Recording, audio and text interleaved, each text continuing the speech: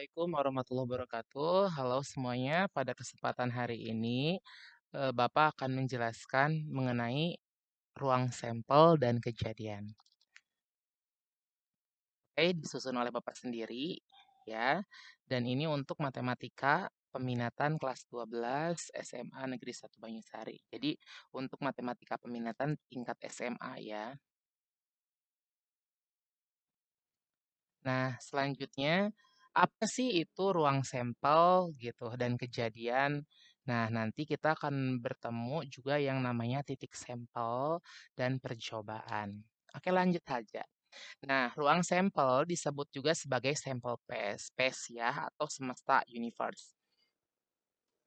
Jadi, apa sih ruang sampel gitu? Ruang sampel adalah himpunan dari semua hasil outcome yang mungkin dari suatu percobaan, eksperimen ya. Nah, apa sih itu percobaan gitu? Nah, percobaan adalah suatu kegiatan yang dapat memberikan beberapa kemungkinan. Misalkan kayak melemparkan dadu, melemparkan koin, mengambil kartu bridge gitu, main kartu, dan lain-lain. Nah, selanjutnya titik sampel gitu ya. Nah, titik sampel adalah setiap anggota atau elemen dari ruang sampel kejadian event yang merupakan himpunan bagian dari ruang sampel. Nah, lalu apa sih kejadian itu? Kejadian adalah himpunan bagian dari ruang sampel dan biasanya dilambangkan dengan huruf kapital. Oke, lanjut saja kita ke contohnya. Nah, di sini ada contoh percobaan dan ruang sampel dari suatu kejadian. Contoh soal satu ya. Misalkan di sini percobaannya pelemparan dadu gitu. Ruang sampelnya apa saja gitu dan berapa banyaknya. Lihat, angka di dalam dadu itu ada berapa angka saja, ada berapa titik. Kan ada yang satu titik, ada yang dua, ada yang tiga, ada yang empat, ada yang lima, ada yang enam kan. Nah, itu tuh merupakan eh, ruang sampelnya. Jadi himpunan ruang sampelnya itu ada satu, 2, 3, 4, 5, dan 6. Nah, banyaknya ruang sampel itu berapa gitu dari sebuah pelemparan dadu? Yaitu angka yang kemungkinan muncul ada satu, ada 2, 3, 4, 5, 6. Jadi banyaknya ruang sampelnya ada 6. Nah, misalkan selanjutnya tentukan kejadian gitu. Misalkan yang pertama, ada suatu kejadian A. Kejadian A itu misalkan kejadian munculnya angka genap. Berarti angka genap dari sebuah pelemparan dadu itu kan angka berapa aja?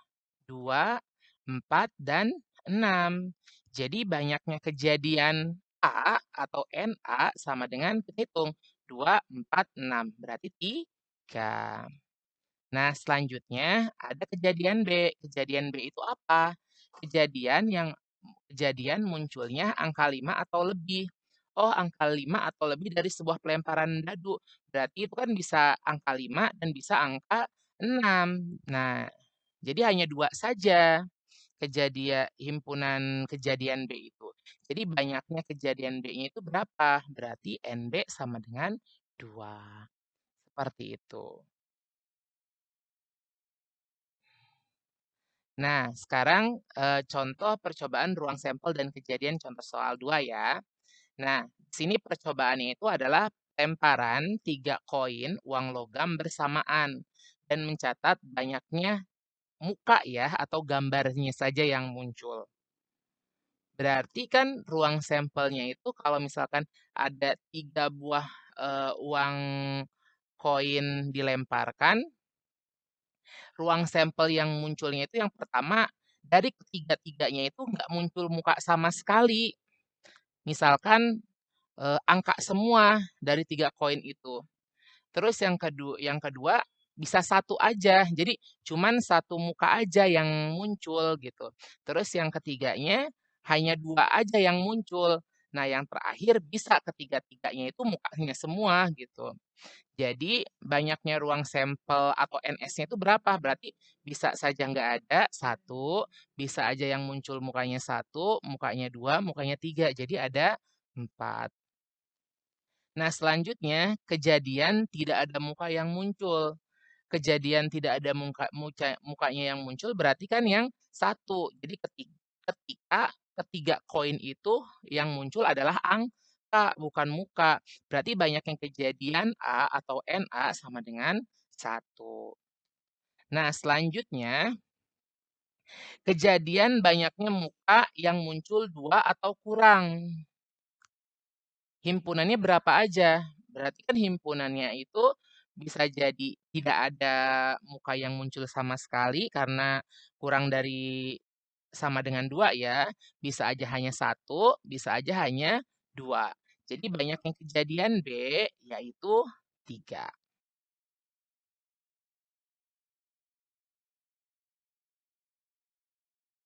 Nah, selanjutnya contoh soal yang ketiga, yaitu percobaan pelemparan 2 buah dadu bersamaan dan mencatat angka yang muncul. Nah, di dalam pelemparan 2 buah dadu, kita bisa menggunakan tabel seperti ini.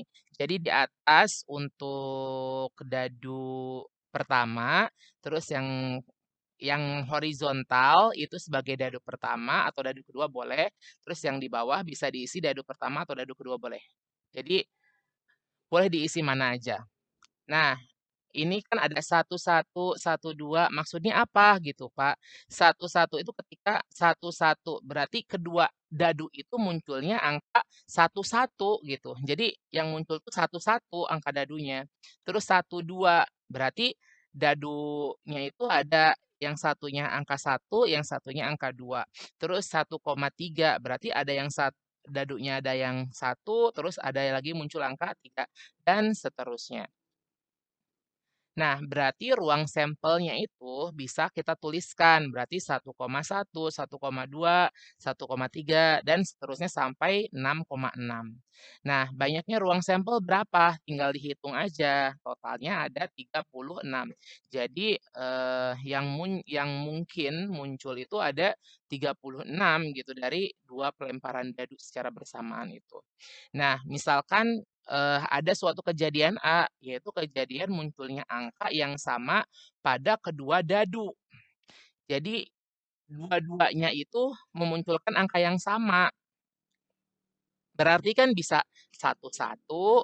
Jadi mata dadu angka satu sama mata dadu yang satunya lagi mata dadu angka satu. Ya. Lalu ada dua dua, tiga tiga, empat empat, lima lima, enam enam gitu ya. Jadi pokoknya kejadian A ini dia tuh minta kejadian munculnya angka yang sama dari kedua dadu. Berarti kan banyaknya kejadian A atau NA itu sama dengan kita hitung. Satu satu, dua dua, tiga tiga, empat empat, lima lima, dan enam enam. Totalnya ada 6. Nah, selanjutnya misalkan ada kejadian B, yaitu kejadian munculnya jumlah angka 10 atau lebih. Jadi kejadian B ini, pingin dijumlahin. Ketika ada 2 dadu dilemparkan secara bersamaan, jumlahnya itu, 10 atau bahkan lebih. Berarti kan kita bisa mengambil, eee, 46, terus kita bisa mengambil 55. Kan 4 dengan 6 10 ya, 5 dengan 5 10, 5 dengan 6 11, 6 dengan 10, 6 dengan 4 10, 6 dengan 5 11, 6 dengan 6 12. Jadi banyaknya kejadian B atau NB yaitu 6. Penjelasan dari Bapak mengenai apa sih itu ruang sampel, kejadian. Nah, dan selain itu, kalian juga harus tadi memahami juga titik sampelnya, terus ada percobaannya, dan lain-lain. Oke, selamat belajar untuk kalian semua. Ah,